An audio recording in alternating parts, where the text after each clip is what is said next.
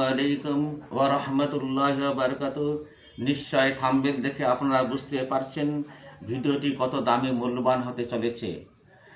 আজকের বিষয়বস্তু জিনের অস্তিত্ব, জাদুর অস্তিত্ব কোরআনে এবং হাদিসে বর্ণিত আছে কিনা, এই বিষয়ে আপনাদের সামনে মূল্যবান ভিডিও পেশ করতে চলেছি ইনশাআল্লাহ।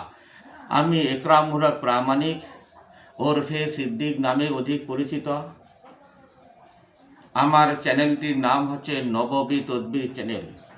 আমি জিন, জাদু, কুফরি, বলক, বন্দি, জাদু, টোনা, টোটকা, চালান, গৃহ বলক কাটানো, জাদু নিরাময়, বাড়িঘর ব্লক করা, বন্দিশ করা, বাড়ি ঘরের খারাপি দূর করা, ব্যবসা বাণিজ্যের বরকতের জন্য কাজ করা, শিশুর অতিরিক্ত কান্নাকাটি বন্ধ করা এবং আরও বিভিন্ন বিষয়ে কাজ করে থাকি ইনশাআল্লাহ। দুইটি কাজ আমি করি না। এক নম্বর, অবৈধ ভালোবাসায় কাউকে জড়িয়ে দেওয়ার জন্য কিছু তদবির, এটা করি না। আর বিচ্ছেদের বিষয়েও কাজ করি না, স্বামী স্ত্রী বিচ্ছেদের বিষয়েও কাজ করি না। শ্রদ্ধ সম্মানিত ভিউয়ার্স, আসসালামু আলাইকুম ওয়া রাহমাতুল্লাহি ওয়া বারাকাতুহু। দেখুন, আসুন, শুনুন। সায়েন্স, মডার্ন সায়েন্স, আধুনিক বিজ্ঞান জিনের অস্তিত্ব স্বীকার না করলেও সারা বিশ্বের সর্বশ্রেষ্ঠ কেতাব আল কোরআন সারা বিশ্বকে চ্যালেঞ্জ করে বিন্দু মাত্র ভুল যারা বের করতে পারিনি। বিভিন্নভাবে কোরআনকে পরীক্ষা নিরীক্ষা চালানো হয়, বিন্দু মাত্র জাবার জের পেশ একটি হরফ পর্যন্ত পৃথিবীর কেউ ভুল বার করতে পারেনি। কারণ কোরআন হচ্ছে আল্লাহ পাকের ঐশী আসমানি গ্রন্থ, তাহা কখনো ভুল হতে পারে না, নির্ভুল নির্ভেজাল কেতাব। এই কেতাবে জিনের অস্তিত্বের কথা বলা রয়েছে। নবীকে যে জাদু করা হয়েছিল, নবী অসুস্থ হয়ে পড়েছিলেন, একজন ইহুদি মহিলা নবীকে জাদু করেছিল। নবীজি বহুদিন জাদুতে আক্রান্ত ছিলেন। আল্লাহ পাক সূরা নাজিল করলেন, সূরা ফালাক আর নাস। আপনারা তফসির দেখবেন, সূরা ফালাক আর নাস দেখবেন, যে তফসির দেখবেন, অর্থ দেখবেন, বুঝতে পারবেন যে নবী জাদুর প্রভাবে, জাদুর কারণে নবীজি অসুস্থ হয়ে পড়েছিলেন, শয্যাশায়ী হয়ে পড়েছিলেন। আর নবীকে এই জাদুর কাহিনীটা নবীজিকে আল্লাহ পাক ফেরেশতার মাধ্যমে শুনিয়ে দিয়েছেন, খোয়াবের ভিতরে স্বপ্নের মধ্যে শুনিয়ে দিয়েছেন।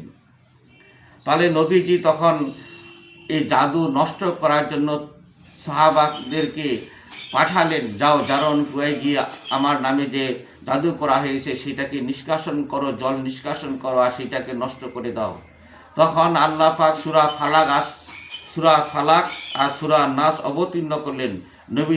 নবীজিকে আল্লাহ পাক বললেন, সূরা ফালাক আর সূরা নাস তেলাওয়াত করো, আমি আল্লাহ সমস্ত জাদু, কুফরি, বলক, বন্দিশকে আমি আল্লাহ খতম করে দেব। এখান থেকে বোঝা যাচ্ছে যে জাদু সত্য। জাদু দ্বারা মানুষকে ক্ষতিগ্রস্ত করা হয়, জাদু দ্বারা মানুষ আক্রান্ত হতে পারে, জাদু দ্বারা মানুষ মানসিক সমস্যায় জর্জরিত হতে পারে। এইবার থাকলো জিন জাতির অস্তিত্বের কথা। কোরআনে আল্লাহ পাক বলেছেন, ওয়ামা খালাকতুল জিন্না ওয়াল ইনসা ইল্লা লিয়াবুদুন। আমি জিন জাতিকে এবং মানব জাতিকে আমার ইবাদতের জন্যই তৈরি করেছি, সৃষ্টি করেছি। এই আয়াত থেকে সাবিত হচ্ছে জিন জাতির অস্তিত্বের কথা বলা রয়েছে। মানুষকে যে কোরআন অবতীর্ণ করা হয়েছে, যে নেক কাজের হুকুম দেওয়া হয়েছে, খারাপ কাজ থেকে নিষেধ করার কথা বলা রয়েছে, ঠিক অনুরূপভাবে জিন জাতির উপরেও এই কোরআন অবতীর্ণ হয়েছে এবং তাদেরকেও বিচার দিবসে কাঠগড়ায় দাঁড়াতে হবে। হ্যাঁ, মানুষ যেমন ইমানদার ধার্মিক থাকে, আবার বেদিনও থাকে, ঠিক জিন জাতীয় ইমানদার থাকে, পরহেজগার থাকে, ইমানদার থাকে। অধিকাংশ জিন তারা বেদিন হয়, অধিকাংশ জিন, বেশিরভাগ জিন বেদিনই হয়। জিন জাতি কোথা থেকে তৈরি হয়েছে? জিন জাতিকে ওই যে ইবলিস শয়তান রয়েছে, ইবলিস শয়তান মানুষও নয়, কোনো ফেরেশতাও নয়। ইবলিস শয়তান হচ্ছে জিন জাতিরই বংশধর।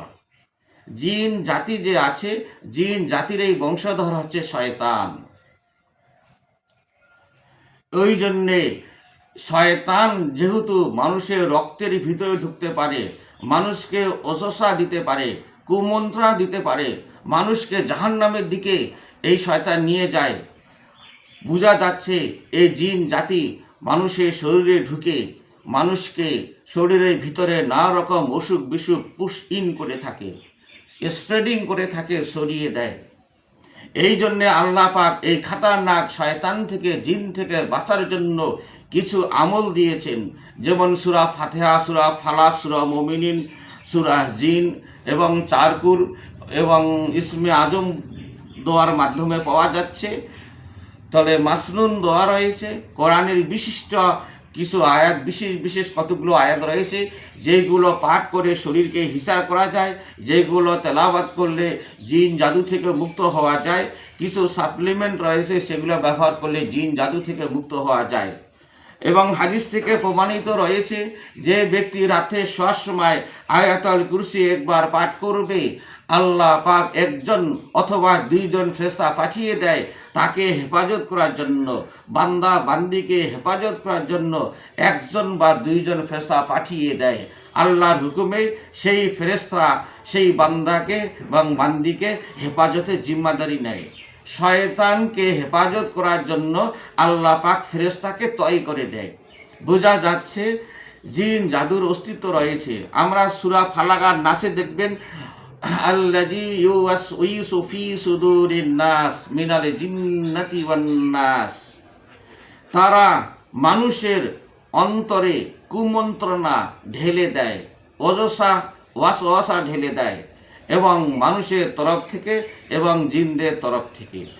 জিনরা যেমন মানুষকে ক্ষতি করে, কিছু মানুষ রয়েছে মানুষকে জিনের মাধ্যমে ক্ষতি করা হয়, জাদুর মাধ্যমে ক্ষতি করা হয়।